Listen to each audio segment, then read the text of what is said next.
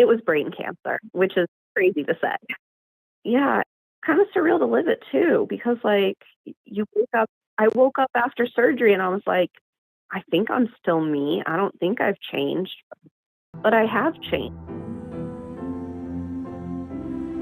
It all starts with a single question asked to an anonymous caller. What do you think happens when we die? And from there, the conversation goes in completely unexpected directions. Some speak with certainty, others with doubt. Some are still trying to make sense of it all. I'm Zach Ansell, and this is When We Die Talks, a podcast about death, meaning, and how that shapes the way we live. This podcast was born from my own fears around death and the need to talk about it. Thank you for being a part of this conversation. I'm glad you're here. This episode is sponsored by Naya Emberly. We often think of ashes as something that has to stay tucked away in an urn. But what if they could become something you carry with you, close to your heart, every single day? At Naya Emberly, cremains are transformed using a proprietary process into timeless jewelry, pendants and bracelets that hold both beauty and meaning. It's a way to keep your loved one's presence with you, not hidden on a shelf. Because memories aren't meant to gather dust, they're meant to be lived with. Discover more at nayaemberly.ca or ask your local funeral provider for more info. Hey, welcome back or welcome here if this is your first time. With Thanksgiving coming up here in the US, I wanted to start this episode by wishing you a happy holiday. There won't be an episode next week, so this is my one opportunity to do so. This is a time of year that a lot of us slow down, gather with the people that we care about, and take stock of what we're grateful for and what really matters. Having these conversations multiple times a week has made gratitude feel a lot less seasonal and a lot more like a practice. When you spend time thinking about death, it's hard not to notice the small, ordinary things that make life feel worth living. I hope these weekly episodes and Saturday contemplations are providing that to you as well. I'll be taking next week completely off, no episodes, no social media posts, no meditation retreats, just a full break to spend a lot of time with my dogs. I'll still be recording anonymous calls here and there, but otherwise I'm checking out until December. Once we're back, we'll have 3 more episodes before the holiday break, including another international call that I'm really excited to share. I'm still choosing the final 2 episodes, but there's a lot of good stuff coming. The last thing to mention here is that if you haven't entered already, you have a couple days to enter the 2-year anniversary giveaway over on Instagram. I'll link the giveaway in the show notes so it's easy to find. Entries close Friday at midnight Pacific time, and I'll announce a winner on Saturday. But that's enough housekeeping. Let's get into this week's call. This conversation begins with our caller sharing that she spent more than 20 years living with a misdiagnosed brain tumor, a tumor that eventually became cancer. By the time the doctors finally caught it, she'd been in a migraine that lasted over a year. And then comes the surgery, waking up with a new mood, a different relationship to pain, a whole new set of taste buds, and the surreal question of whether she was still the same person. What makes her story even more intense is the simple fact that this type of cancer has a 100% recurrence rate. She just doesn't know when. That uncertainty could easily swallow someone whole, but instead she shows up to her life slowly, intentionally, and with a deep commitment to not wasting whatever time she has.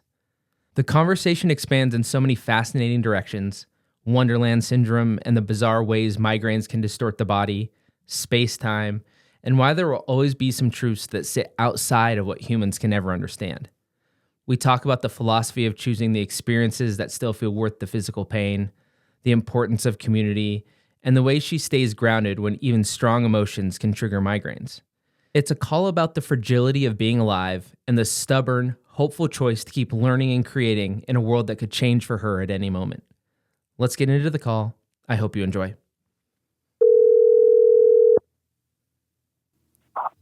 Hello. Hey, how's it going? That's all right. How are you? Oh, not too bad. Sorry about that. I messed some stuff up on my end, so thanks for bearing with me for a couple minutes. No problem.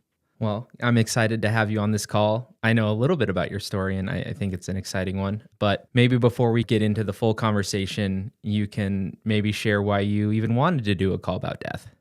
Yeah, I sort of feel like I've been facing it from a pretty young age. I went over 20 years with a misdiagnosed brain tumor. Wow, that's a long time. Yeah. And I guess when I found, they kept telling me it was a congenital, something I was born with, but since they kind of ignored it. but by the time it got diagnosed, I had a chronic migraine that had lasted for over a year and not gone away. And I was very much emotionally unstable at the time, too, because of the location of the tumor. So I was actually very suicidal and such. And so I've thought about it a lot, I guess. Yeah. And then post-surgery, I'm not a different person so much, but my mood is so much better, and I don't feel that way anymore. Well, that's good. I'm so glad for that. That is quite the setup. It is. And then also I look at the fact that there's basically a 100% recurrence rate for this type of cancer. Oh, fun. So it will come back at some point in my life. Okay. And I don't know when. And when it does come back, generally it's a higher level grade of cancer. So I kind of I try and live every day, as much as I can, because I don't know how long I have. I'm already outside of the average of regrowth timeline. Yeah. Wow. Mm-hmm. That is wild. And yeah, I'm so glad that you were interested in doing this conversation, and I'm sure we'll get into all of that stuff a little bit more in depth. And so usually what I like to ask is where you're calling from. So like city, state, doesn't have to be super specific. And then also your favorite book and why. Okay, great. I've had a favorite book for years, and I Perfect. know what that is. There's a lot of people, when I ask that, they're like, shit, I was not ready for that. And now this has become the hardest question of the whole conversation. So I'm glad that you're ready. Yeah, I mean, I love a lot of books, but there's one near and dear. I'm in Fitchburg, Massachusetts. Okay. And since a child, my favorite book has been Lewis Carroll's Alice's Adventures in Wonderland. Oh, and nice. its sequel, What Alice, and What Alice, and Through the Looking Glass. And those have always been my favorite books. I like the surrealism of it, but then also at a very age, I learned that the author, he too suffered extreme migraines. Oh, interesting. And it kind of gave me this feeling of like relating to the author, even though he was long gone. Yeah. And the story has always been so, I don't know, I feel like it could mean a lot of things and people could take a lot from it. But when it was written just for the enjoyment of creating a story. That's amazing. I love it. And I feel like I don't necessarily know much about migraines. It's something that I don't have to experience or haven't experienced, and I'm thankful for that. But I definitely have friends who do, and I have an artist friend who kind of creates what she sees. And so I'm kind of also imagining like Alice in Wonderland. Like, I've never read the books, but it kind of explains some of Alice in Wonderland and maybe a little bit too, with dealing with migraines and some of the things that are like the surrealism and all that. Maybe no connection at all, but it is interesting to think about. There is actually a connection. There is a condition that you can get when you have a migraine, and sometimes people get it without it, but it's actually called Alice in Wonderland Syndrome. Oh, interesting. It has to do with how you feel like your body is in space. Like suddenly you can feel like you're way too big or you're way too small or parts of your body are wrong. And it's actually part of having migraines for some people. And I do suffer from that. Oh, that's wild. That's very interesting. I feel like you're teaching me so many things already, and we're only like 5 minutes into the call. I'm like, yeah, this is amazing. Yeah, I read about that as a kid, and so I feel like that's one of the reasons why I liked the story so much, because he was a migraine sufferer, and it felt like you could kind of feel it. Yeah, and I'm sure, obviously, as a kid, and again, we'll get into the conversation, and I might just cut this because nobody really wants to hear about me, but, I got glasses when I was 5 years old, and I just immediately felt different and weird, and like I felt like there was just this immediate thing that everybody could look at me and be like, well, that kid's different. He has glasses. And so I don't want to speak for you, but I'm sure there is like this maybe relief or just this nice feeling knowing, hey, I'm not the only one who's experiencing this. There's this other person who's written these books, like, and it makes you feel less alone. I think that's very true, because I've actually, from my migraines, they have caused me to have quite a bit of isolation and loneliness. Just because when I have them, the only thing I can do is lay in a dark, quiet room. Yeah. Yeah. I'm sorry that you've experienced that. That doesn't sound like fun. It feels like you've been through a lot, and I'm excited. And I always feel bad using that word to say I'm excited to talk to you about. And it's not always the case, but when I'm talking to people who have been through something traumatic or, dealing with this stuff, I feel bad leading off with I'm excited to talk with you, but I am excited to talk with you because it's deep connection. That's bad. I don't think it's bad at all to say that you're excited. I think it's I always have thought that finding other people's perspectives very interesting, and I've always liked learning about that too. And honestly, all the health stuff, it's stressful, yes, but it's also kind of, I laugh about it too, you know? You probably kind of It's have sort to of like, some extent, right? yeah, exactly. Like I could mope about it all the time and constantly be worrying about when the next one will come, but Yeah. that's more likely to bring one on Yeah. than just kind of trying to live my life. Yeah. Yeah. And then you're living in this state of being miserable all the time. And then it happens and then you're even more miserable. So yeah, might as well find some peace and some comfort where you can and when you can. Yeah. Yeah. Exactly. I really like the philosophy of absurdism. Yeah, totally. Yeah. Well, I'm excited. We've kind of already dabbled into the conversation a little bit, but I am super excited to just kick things off and see where it goes with just the big Well, that's question great. of what do you think happens when we die? Well, I think firstly, I don't think that anybody can truly know. Mm-hmm. I Agree. think that it is, to give you a reference of how I think about it, there was a mathematician named Gödel, and he created a mathematical theorem that proves beyond any doubt that there are mathematical theorems that we can never prove true or false. Mm. And because it's so stone written in math, proving that we physically can't know everything, I think that it's one of those things that we physically can't know until we've experienced it. Yeah. I love that you're using and I know math right out of the gate. I'm a math person, so you're striking the right chords. Oh, it's funny. Lewis Carroll was a math person too. He was Nice. actually a math teacher. Oh, amazing. Yeah. All the connections. Exactly. But I'm sorry, I lost where I was. No, you're good. That is, sometimes I lose where I am in speech. Oh, Sorry. no, nothing to apologize for. I think it's going to make the conversation maybe more fun. And Okay. I mean, I think we're just going to see where this goes. And so there doesn't need to be this succinct flow of things. Sometimes we get off track and we talk about some random thing for 5 minutes and it's like, wait, we're not talking about death anymore. Maybe we should come back or maybe we should keep going. So no need to apologize. I mean, I don't know what happens after death, but I can tell you what I hope happens. Yeah, absolutely. All right, cool. So my wish is, you know how we are fourth dimensional, we're fourth dimensional beings because we move through time and space. Okay. And everybody has their own reality that they live in. Mm-hmm. And I'd like to hope that my consciousness joins up into like a larger consciousness that's like a dimensionality above what we understand. It's almost like the book Flat World, which I know was meant to be written about how you can't perceive God. But when I read it, I didn't get the religious part of it because I was brought up in an atheist house. Okay. Yeah. Or agnostic, I guess. Yeah. I'm not sure. Yeah. But I read it and it was like all of these flat beings are suddenly, they're just these, you know, they're two-dimensional beings, and suddenly a sphere comes in and they can't rationalize what a sphere is because they only have 2 dimensions. Yeah. Yeah. It's like, what is that? And so I'd like to hope that my consciousness becomes part of a larger consciousness that is then able to experience the existence of space-time all simultaneously. Because I think that that's kind of what, like, the next, if you were a fifth dimensional being, you could see all of time at the same time. I don't know if that makes sense. No, it does. I just love that you obviously are a very intelligent person and definitely like have, it seems like a breadth of knowledge in math and science. I have a unending urge to learn new things. I love that. That's awesome.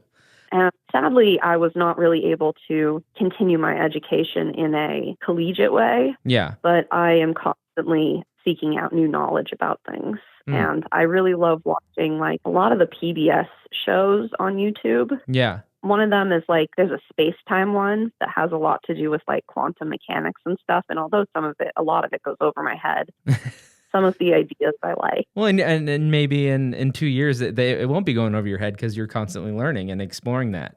Well, I find that fascinating. There's mathematical theories and things that I'm definitely not equipped for. It can get very complex for sure. So I'm curious. Yeah, I have a lot of questions off of that. And I have a question that I normally ask kind of everybody after that, so I'm not going to ask that question. I'm Okay. curious about the book that you mentioned, Flat World, and you said that it had this religious aspect to it. Was there a part of you that started searching out religion or spirituality because of what was happening? Because of this I don't know when a tumor becomes cancerous or cancer. I don't know the technicalities. Yeah. Uh, It was brain cancer, and which so is crazy to say. yeah, it's wild. It gets back to the thing that it's surreal.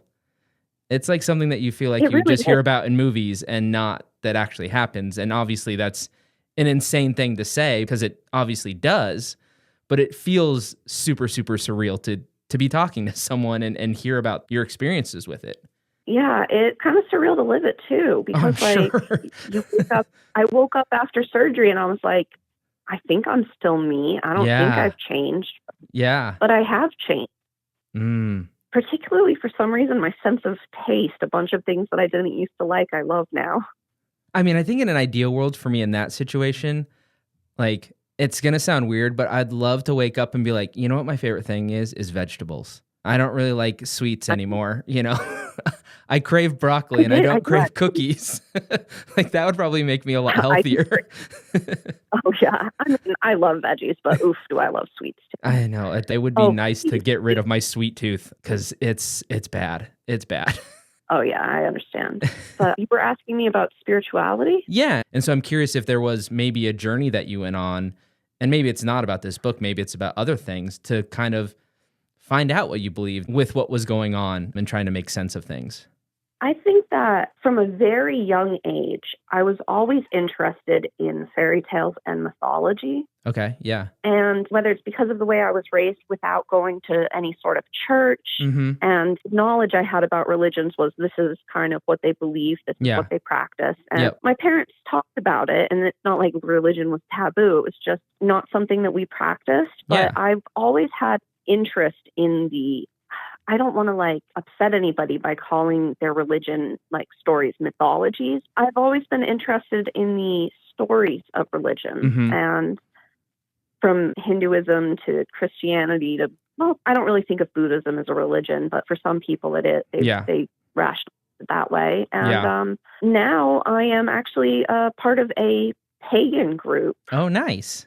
but I can't say that I necessarily am a pagan. But what I can say about spirituality is that I think that I have a lot of spirituality, but I don't have no religion Mm. that I really mesh with, because Yeah. I think that the very mathematical fact that we exist is so It's improbable that bonkers. everything is magic.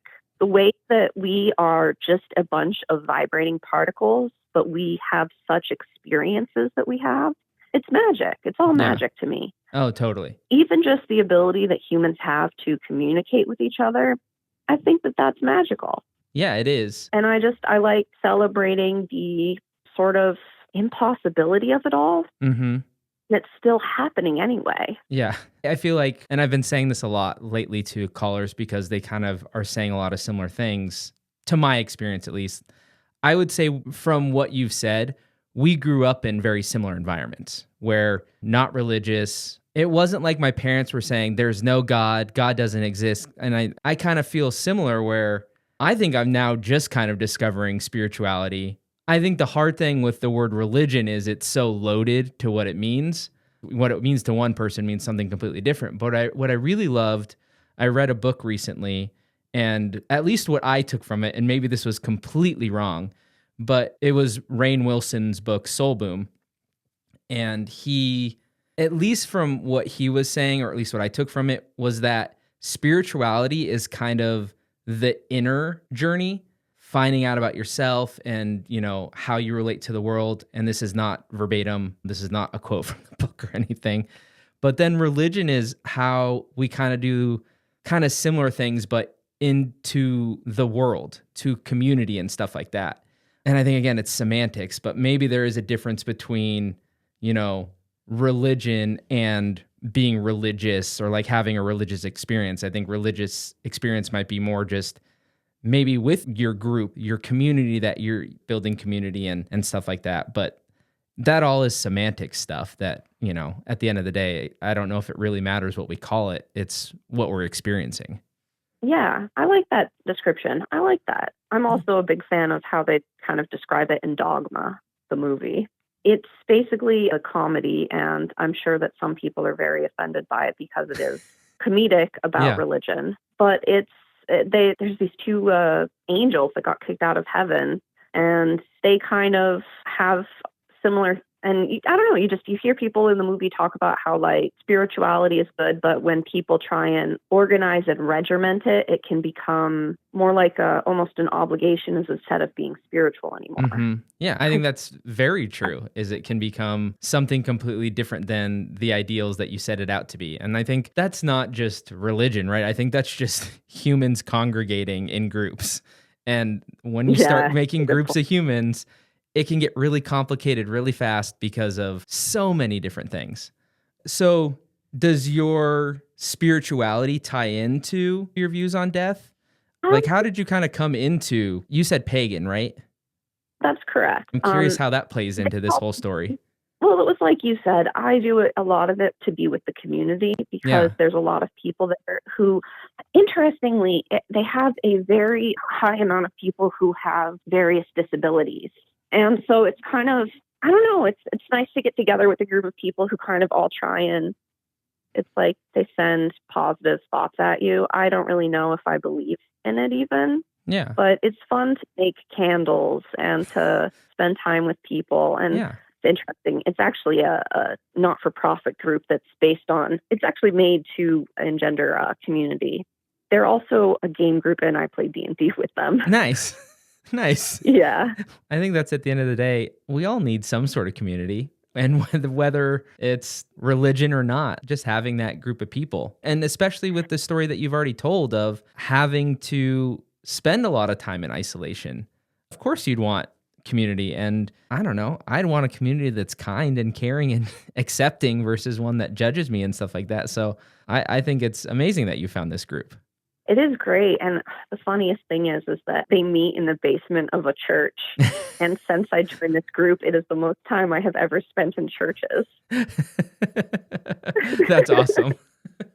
Yeah. That's very cool. Yeah. So I guess the other thing, and I don't want to like force this conversation, but I mean, you do bring something very interesting to the table. And so I'm curious if you're willing to talk about, and you did mention it slightly at the beginning of how you know that there's going to be this recurrence and how you have to live life. I don't know if preciously is the right word, but you just look at day to day a lot differently than probably 99% of the population. And so I'm curious about that experience. If you're willing to share, I don't want to push into territory that feels uncomfortable or anything. I have no problem talking about it at all. In fact, I think that it's something that should get talked about more, you know? Yeah. I don't think that people should have to be embarrassed for things that have happened to them that they had no control over. Absolutely. But I'm sorry, the question was just... I don't even know if I really had a really good question there. I think I just rambled. Like, I can say that I had very different views pre-surgery to post-surgery on things. Pre-surgery, I thought that life was just suffering because that's all I had. I started getting migraines when I was 6. They became chronic when I hit puberty. And to this day, I still get them 2 or 3 times a week. Ugh. But after my surgery, I have days now where I really feel mostly okay. And I just try to, with the time that I have, do things that are meaningful to me. And a lot of times that's, being with my friends, but I also have an insatiable urge to craft and create things. Yeah, and learn. And learn, yes, that too. I can just hear it when you say that word. You get excited. I can feel the energy of how that. Which I love that so much, and it's part of this project that so many people just live on autopilot. And I'm not saying I'm perfect and don't live on autopilot either, but it's so easy in our world to get into that mode. And then you wake up someday and it's like, oh, I kind of wasted a lot of time. And so it's absolutely terrible, but it sounds like it woke you up a little bit in the end. And especially, I'm sure it sounds like the migraines still occur, obviously, but they're less than before. Yes, I have days with no pain now, which Yeah. is big because Which is I about to lived be for huge. years. Yeah. But like you were saying, of making the most of not living on autopilot, Yeah. I feel like for some things it's better to be on autopilot, though. Mm. On occasion, it's Yeah. not bad. Yeah. I mean, it's hard to Because be present all the time. yeah.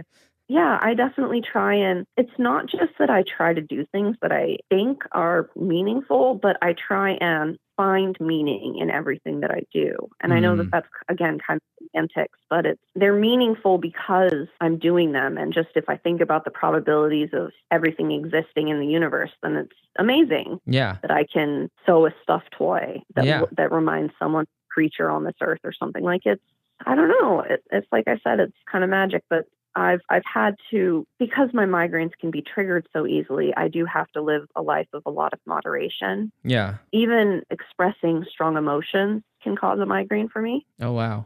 So crying or laughing for any length of time can give me one. So I do try and live in moderation with them, but I try not to feel it in my emotions. And I try and feel like everything that I do is meaningful, even if it doesn't feel it. Yeah, and that's got to be hard too. I mean, gosh, you have been through so much. I don't know why, but whenever anybody says that to me, my response is to laugh.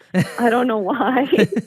Well, I don't want to make you laugh too much. Now I'm nervous. Oh, no. Oh, I mean, like if I were Yeah. to go to a comedy show and Yeah. laughing for an hour or two, Yeah. I can have emotions. It's just that when Yeah. they become all consuming, it causes a migraine. So I have to really try and stay kind of centered and mindful. Which is not the Some of worst that. thing. I mean, it's unfortunate because sometimes it's really nice to laugh for hours and hours and hours. But I don't know. It's one of those things that's so hard to say, right? It's like this is your experience and you don't have another experience. Exactly. So it's like you can't so really. I love thinking of how other people view the world, or even other creatures, because, like, you know, there's so many creatures with sentience. Yeah. And it's amazing because my point of view is so narrow Mm-hmm. in compared to just how much there is. Because it's like we can't even see all the colors that exist. Totally. There's sounds that we can't hear. It's like our slice of the universe is so very small. And I feel like sometimes it's easy to forget that. Oh, yeah. And it seems like because we're experiencing it or because it's happening to us, it's the most important thing in the world. But I think that having this experience has really taught me to kind of, I don't know, feel less important, but not in a bad way. Oh, I love that because I know exactly what you're talking about. I don't know Because, like, if something you go, bad yeah, happens, you go, you try to explain it. it's like if something bad happens, it happens. But like, I don't know. It's The way that I think about it, and I don't know, like you just said, you know, this is my slice of life. This is my tiny piece of the pie. But, you know, I grew up very athletic. I went to college on an athletic scholarship, and so much of my life was about being competitive and being the best. And I was like, I'm going to go to the Olympics. And then that didn't happen. And so then I started my photography business and I started doing that, and it was, I'm going to be the best. And it was kind of a couple years ago when I had my like midlife crisis and kind of started this project where I realized I don't want to be the best. I don't want to be special in relation to everybody else. Like all these things that I've been trying to accomplish, it's me viewing myself against the world. Whereas right. I am not unique at all. I am just one person in 8 billion people that are existing now. Yeah. I think in the human history, it's like, I think it's over 100 billion. So I'm one of 100 billion. I am not special. I'm not unique, but I am because I'm me. And I know that's like such a weird flip, but it's like, I don't need to be better than everybody else. I just need to be me because nobody else can be me. Exactly. And I don't know if that really quite relates to what you're saying, but I feel like that's exactly what I've been feeling lately, where I just need to be myself and I get to have my experience, and I don't need to be better than anybody else. I just need to enjoy what it is to be a Zach. Yeah, that was a weird way of phrasing that at the end, but I know exactly what you're talking about of we're not special, and there is something beautiful about that. Yeah, but like how not special we are is kind of in its own way, like exactly. It's so strange. Exactly. It's almost like you have to be practicing like your dialectical thought process, where you can feel something but also knows the opposite, or you can but we are all just these tiny little insignificant flecks, but it's all we got, so you gotta appreciate it. Yeah. This is the chance that you get for all we know. So another thing that you mentioned that I'm kind of curious about, and again, I think we made light of it a little bit, there are these things that I liked before surgery and then I didn't like after. And I think one huge thing in that is that's something that a lot of people don't experience. And I'm sure the surgery and the recovery took time or whatever, but like from one day to the next, for things to shift so quickly. I don't know. What did I like as a kid? Probably like Brussels sprouts. I didn't like Brussels sprouts as a kid, but now if they're cooked right, I love them. And that's such a different experience. And so, I mean, you kind of phrase it a little bit of, you woke up and am I still me? Like that has got to be a wild experience. Yeah, it is. It is. It's scary going into brain surgery because you don't know if you're going to wake up with the same thoughts and ideas. But I heard this theory one time that every day that you wake up is actually you're a different person in a different life. It's just that you happen to have all those memories that day, so you live as that life. But then the next day you're technically just some other life, and we would have no way to prove whether that's true or not. That's a wild thought. I'm going to be thinking about that the rest of the day for sure. That is wild. And so it's kind of like that. It's like, well, I could go to sleep and wake up someone else and I might not know. Yeah. I don't think it's changed that much. I'm definitely not as angry at the world and its life circumstance as I used to be. And some of that, like you said, is just the pure byproduct of not being in so much pain all the time. Like that being alleviated. Right. And this gets into a whole nother question that I could probably start. Well, someone else has probably already started a podcast about it, but just the big question of who are you? Because to some extent, what I like to eat isn't really who I am. It's just kind of a thing that, it's a preference. And to some extent, what you're saying there is like, I'm less angry. And it's like, well, were you really an angry person or is it the circumstances, And it sounds like, and speaking circumstance. Yeah. And speaking to you, I would say absolutely. That's what it sounds like to me. I mean, obviously I didn't know you before surgery. And so was there anything that you felt like maybe at the essence of you that changed? Or do you feel like, nope, that's still the same. It's just, I have these preferences that changed. Big question. I know. Sorry. It is a good question. It is. It's interesting. I think that the essence of every person is always changing and evolving. As soon as they have something happen to them, who you are has been changed because of like quantum entanglement and particle physics and all. Oh, here we go again. Sorry, I'm a big fan of. I think you're great. I love this stuff. I just am nowhere near as well versed as you are, but I love it. I think it's fascinating. I think that I have an idea of who I am, but kind of who everybody is. Yeah, it's just a theory I have, but we live in space-time, but like space-time is almost like a fluid in some ways because of like gravitational waves and things like that. But I think that each consciousness is a collapse of the probability waveform turning into reality. And so each perspective is almost its own universe. It's just that there's so much that overlaps and shares, if that makes any sense. It does a little bit. I'm such a visual learner that I'm like, I'm going to have to go back to the transcript of what you just said and look at it and think about it. But the first thing that comes to mind is... I was going to say, you can kind of think of it as like ripples on a pond. And like the peaks and troughs, I think like the peaks that you see could be like the line of consciousness that we follow, but it can collide into other things. It can slowly go down. It can increase. And I think that space-time is a fluid like that, and we're all just like a collapse of a waveform that we're all experiencing some of the same stuff, but then each of us has our own unique experience too. Ooh, that's interesting. I like that a lot. Yeah, I think that what we call reality is the overlap of the waveforms that anything with sentience shares. Now I'm going to I might mess this up, but I'm trying to like now, it's almost like what we call reality is like the least common denominator that we all share. That makes sense. Kind of like that. Yeah. It's not quite there, but like kind of like there's this thread that we all share, but then we also have our own. That's very interesting. I'm definitely going to be thinking about that a lot. I'm going to be thinking about a lot Yeah, of things from this call. I don't think I light up. I don't know if anybody, and again, we're just talking through the phone, so I definitely don't necessarily know, but I just hear when we talk about learning, it sounds like you light up. So I don't think I'm anywhere close to loving learning as much as you do, but I do very much enjoy learning. And it's a conversation like this that really makes me look at things differently and explore different ideas. And I'm so glad that we did this call. I'm so glad that you were willing to jump on the phone. I kind of have the couple questions that I ask at the top of the episode. And I was like, it might be nice to end the episode with a similar question to everybody. And it is, what's one thing that you still want to experience in this life? Something I want to experience. I want to go skydiving. Nice. Yes, that is a big dream of mine, to go skydiving. Is there any limitations of you doing that? Cost. Okay.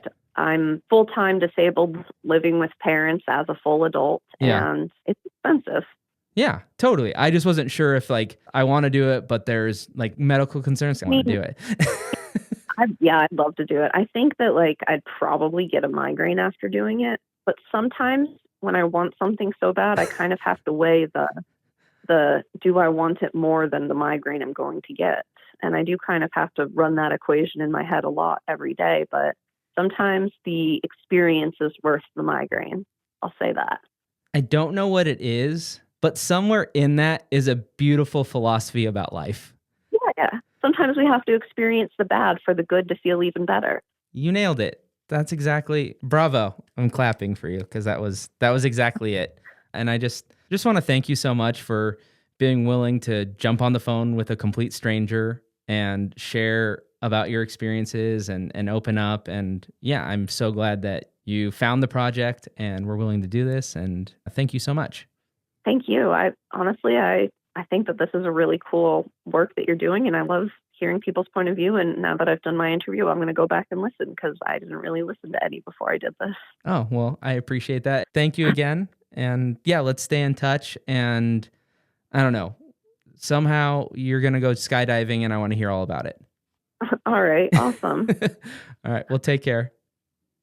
Thank you. All right. Bye. Bye. This is one of those calls where the deeper we went, the stranger and more beautiful it became. And it left me thinking a lot about how fragile and weird being a human really is.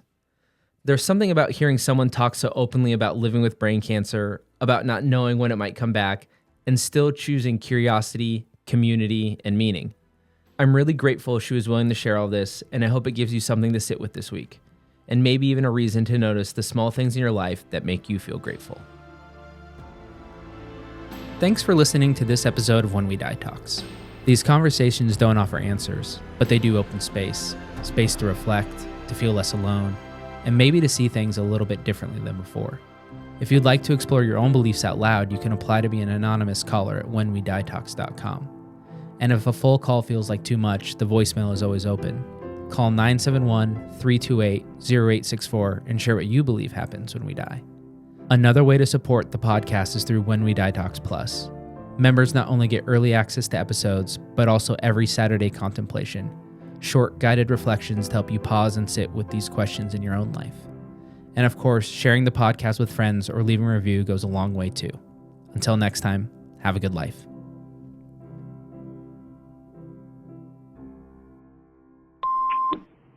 I think when we die, we don't necessarily disappear into nothingness. I'm kind of on the belief train that humans and souls and animals are like water molecules in a way. And what I mean by that is there's a set number of water molecules on Earth, but they are moving in different stages at different times, like water and then ice and then evaporation, etc. But at any one given time, they are the same amount of molecules.